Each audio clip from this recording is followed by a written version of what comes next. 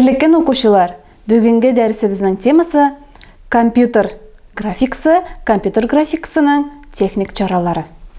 Бүгенге көндә компьютер уенын уйнамаган яисә башкалар уйнаганны карап тормаган укучы сирәктер. Монитор экранында, телевизор экранында кебек кечкенә кешеләр йөгерешә, самолетлар оча, машиналар узыша. Нәрсәләр генә юк анда. Ә инде төсле сурәтнең сыйфатына килгәндә исә, хәзерге заман персонал компьютерлардагы төсләр телевизордагыга караганда әйбәтрәк. Экранда график информация белән эшләү технологияларын күрә аласыз.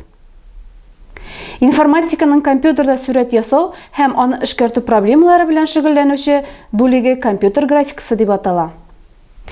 Компьютер экранында бу рәсемнәр каян киләсең? Сез инде компьютерларның билгеле бер программалар буенча эшләвен, ә ул программаларның билгеле бер информацияны эшкәртүләрен беләсез. Монитор компьютер хәтерендә сакланучы мәгълүматны чыгару җайланмасы. Димәк, экрандагы рәсемнәр компьютердагы хәтердәге мәгълүматның чагылышы булып тора. Беренче компьютерларда хисаплау нәтиҗәләре саннардан торган озын баганалар рәвешендә кәгазьгә чыгарылганнар.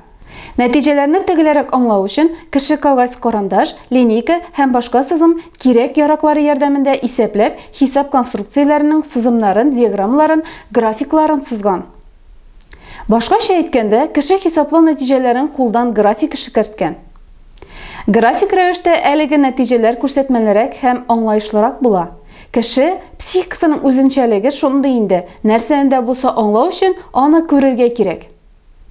График эшкәртүнең машинаның үзенә йөкләргә дигән фикер туган. Иң элек программистлар символ бастыру режимында рәсемнәр ясарга өйрәнгәннәр. Кәгазь битләрендә символлар, йолдызчыклар, нокталар, хәрефләр ярдәмендә мозаиканы хәтерләүче рәсемнәр килеп чыккан.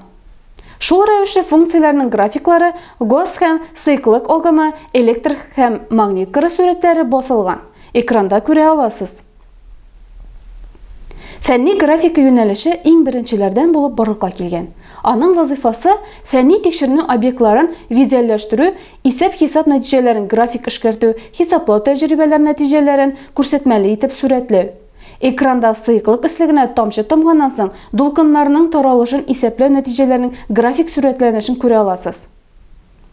Компьютер графикасының эш графикасы тармагы төрле оешмалар эшендә еш файдаланучы иллюстрациялар төзү өчен кулланыла.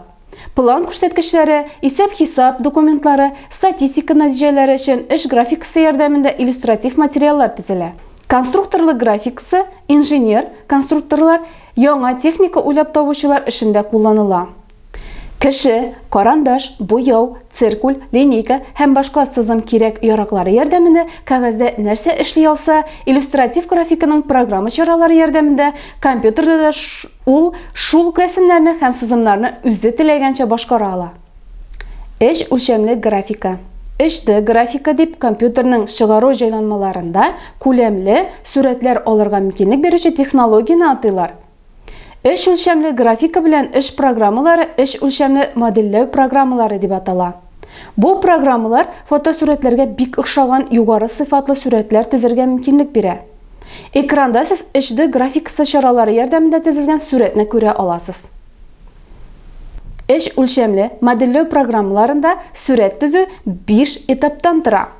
Модельләү, материаллар белән каплату, яктылык чыганакларын урнаштыру, камералар кую, визуальләштерү.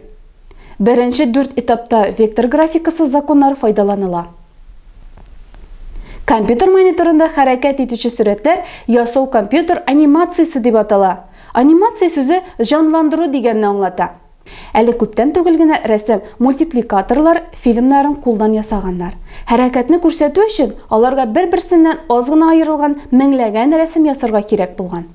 Аннан соң шул рәсемне кинотасмага төшергәннәр.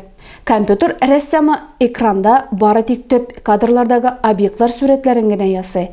Ә объектларның башка кадрлардагы урыннары махсус программалар белән исәпләнә. Килеп чыккан сурәтләр билгеле бер ешлыкта экранга чыгарыла һәм хәрәкәт иллюзиясен тудыра. Бер нәттә видеопиксель дигән исем йөртә.